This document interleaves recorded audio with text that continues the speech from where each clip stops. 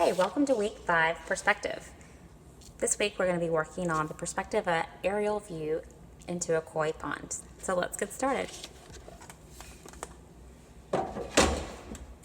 First, you can have the students get a piece of printer paper and then just take a dark color crayon and you're just going to draw a line from the left to the right and then just draw 3 circles on the paper. We've just drawn a shape. You can go through the basic shapes with them, and then what are their kind of partners with the forms. So we're going to take this circle and we're going to make it appear to be a sphere. So let's pretend like we've got this sun over here in the corner.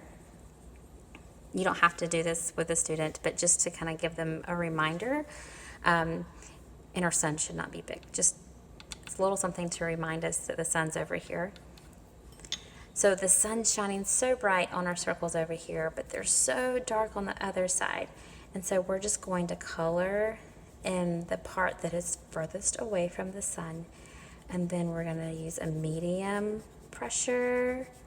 And then we're going to get lighter and lighter as we get closer to it. And then you just repeat that for all 3. Now, one thing to help ground these spheres that we drew is to give them a shadow. So where our sphere is sitting on this line is where our shadow starts underneath it. And you make it darker and kind of fade it out like this, and it helps ground your 3-dimensional form that you just drew down to the ground. So it could look something like this. This is just a little warm-up exercise if they like to do that. Okay, to move on to the finished product, you're going to need some crayons. You're going to need reds, orange, and yellows, and some greens, and even white. So for the body of the koi fish and the lily pads and any seaweed, or plant growth, I guess, not seaweed, right? Okay, then you're going to need some cardstock. You're going to need a blue wash, which will be, you could just do like a squirt of temper paint into a large amount of water, and you can just test it on a piece of paper to see if it's a color that you like. And then to dress up the watercolor, then you can use salt and saran wrap. So let's get started. So you're going to have them take a crayon and we're going to draw the koi fish. And you could try to get, depending on the age, if it's a younger class, then I would say just go for 1 koi fish because they're going to need to be able to draw it larger. But if it's going to be for an older age student, then you could probably have them try to get maybe 2 and then like a 3rd one like going off or coming into the space. So we first just want to start with the head. So I'm just going to do 1 for time's sake. And I wouldn't worry about the orientation. They can decide how they want their koi fish to be swimming. So we're just going to kind of do like a rainbow like this. And then we can kind of make it into an oval. And then from here we'll add on the different fins. And so we'll come and we'll do a fin right here. And then we'll do, we can make them symmetrical, like when we talked about the mirror images, and come on the other side and give him his little fin.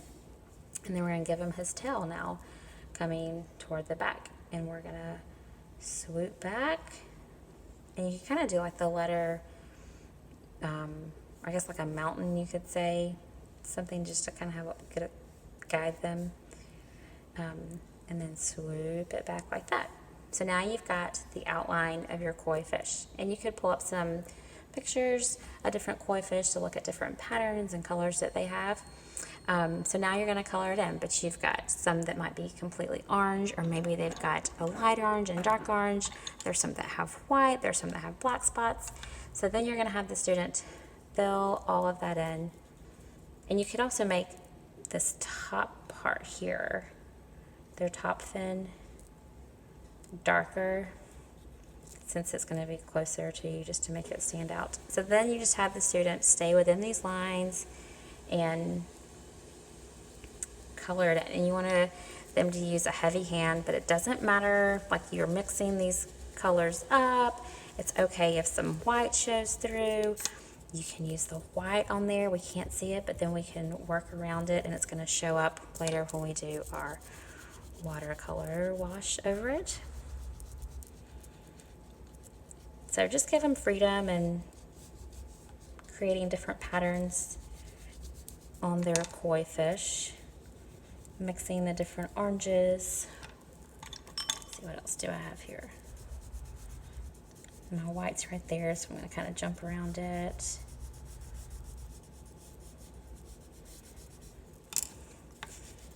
But using a harder hand.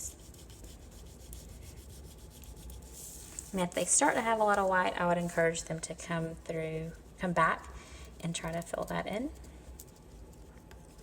Okay, so you've got your koi fish on there, and then you can also add in some lily pads maybe floating on top, and so just some really loose organic shapes. Sometimes the lily pads have this, you know, like slits that go back, and maybe it's got a flower on top, so they can put the flower on.